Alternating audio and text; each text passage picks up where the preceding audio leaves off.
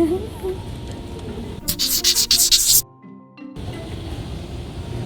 places like airports should have this. I lost my voice to yellow dust.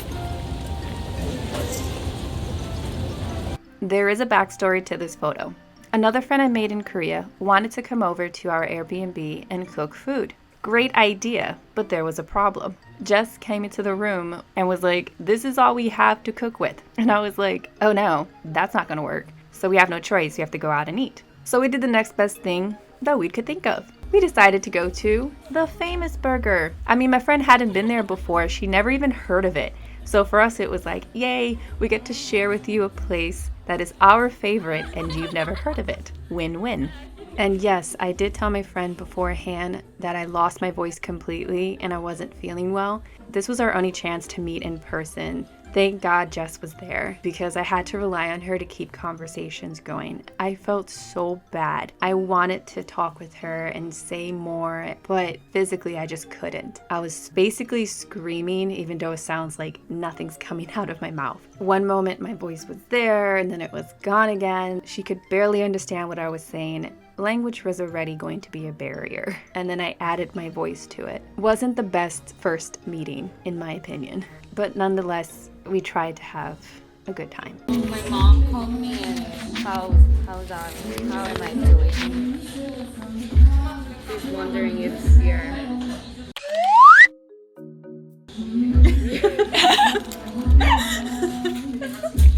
having a good time or not. Kind of being localized. A little, yeah. I'm here. Being used to a little bit. Just a little bit. Just a little bit. Because I take it out when I want to catch something stupid you're doing. Yeah. Or right after something stupid has happened. I should have took it out yesterday. I misheard what she said. What did you say? Nope. You can say it. She said she was gonna plug in. Plug in. Plug in. Yeah, the Wi-Fi. I heard bug in the boat and I started dying. After leaving Hanul at the station, we went back to the Airbnb and noticed my voice had gotten worse. At this point, I couldn't even say a word. I used up whatever I had left of my voice in that short time with Hanul. So I took my little butt to the only thing that was open at midnight, which was the convenience store. This medicine was the only thing I could find. Maybe in other occasions this would have worked fine, but in my situation, it just didn't. And I was progressively getting worse. That night, I did not sleep a wink. Granted, for the past few days, I had not been sleeping well due to coughing, but that night, I felt like I was dying. I could not breathe. The medicine that I usually use for my breathing wasn't working. The medicine I bought from the convenience store definitely wasn't working. I was getting a little concerned. The next morning, I decided to look up possible medicines that were similar to ones I've taken here in the US, specifically Theraflu, because this is the only medicine that helps me when I'm having severe cough. To my surprise and my luck, Korea happened to have Theraflu, and it wasn't considered a banned medicine. They didn't have the liquid version that I usually take, they had the tea version. And most medications in Korea and Japan over the counter will not be the same strength as we're used to in the US. So we went over to Home Plus, because Jess remembers seeing a pharmacy there. I screenshot the image of Theraflu, and we were off. As soon as we got to the pharmacy, I showed the pharmacist a picture on my phone. He saw exactly what it was, grabbed the 2 boxes, and asked me if I wanted daytime or nighttime, and I was out the door. It was very easy, it wasn't complicated, and honestly, I didn't say a word. Not like I could. So let's avoid how terrible I look right now because of the lack of sleep and feeling like death. Gonna take the Theraflu and hope I get better throughout the day. Gonna stay home for a couple of days. Got myself here the necessities, some Gatorade, water, picked up some porridge to see if that would help a little bit. Kind of just hoping for anything to work.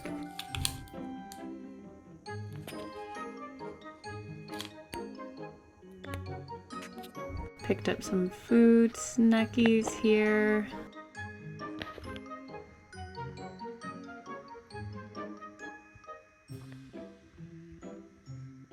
The next day, here I'm having some rice with this cheesy ramen, trying to eat more than I usually eat to see if that can help out with this sickness I'm having. Genuinely, nothing was working.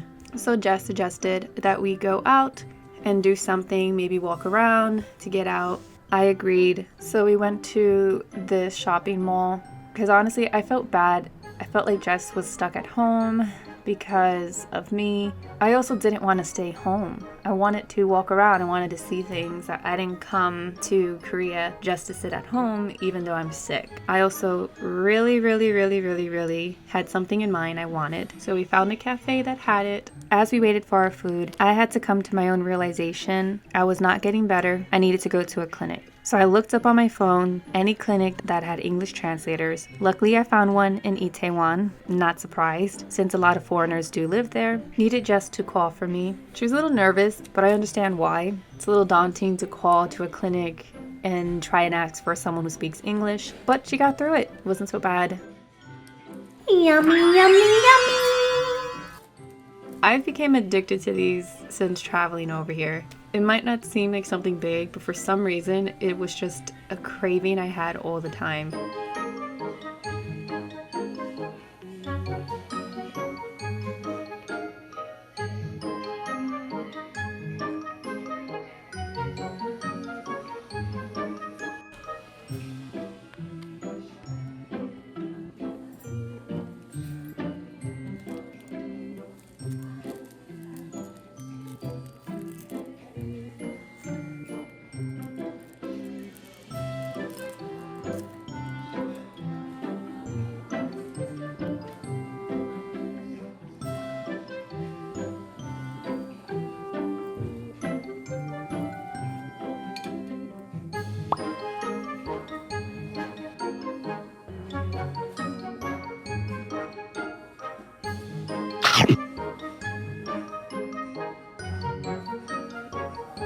Yummy, yummy, yummy.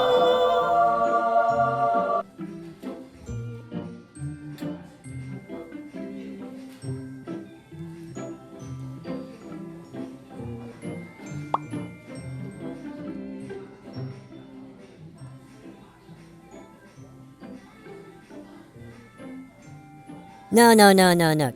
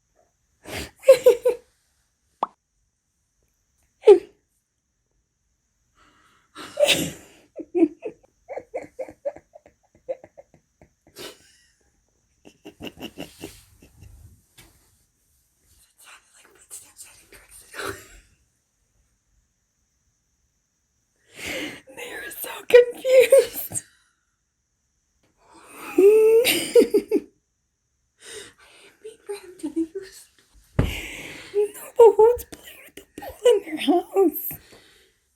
People who've never lived in an apartment building.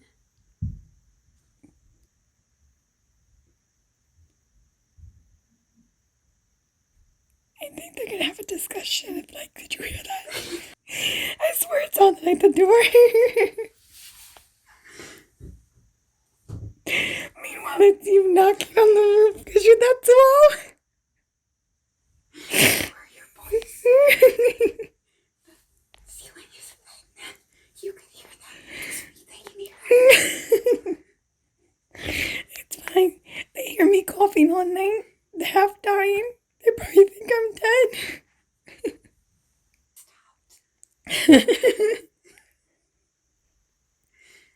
They're highly confused.